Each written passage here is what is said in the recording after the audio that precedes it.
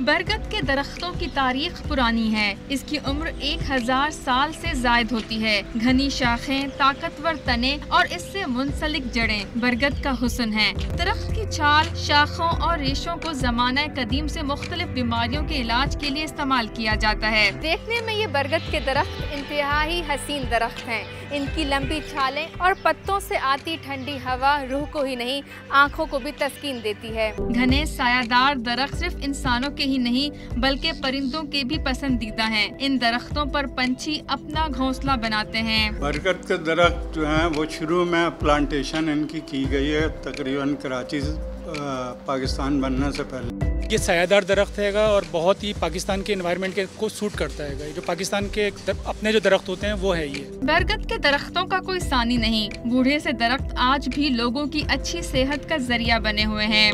हवा देने वाला, जो हमारी सांस है उसको ताकत देने वाला, उधर बैठ के नीचे बैठ के बाकायदा योगा करते थे। इनकी देखभाल में भी काफी मेहनत सर्फ होती है।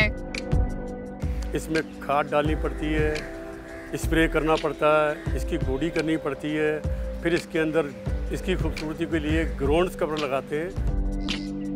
बरगद के दरख्त पहले बकसरत पाए जाते थे। अगर रह जाने वाले बरगद के दरख्तों की हिफाजत की जाए तो ये माहौल को दोबारा साजगार करने के लिए अहम किरदार अदा कर सकते हैं।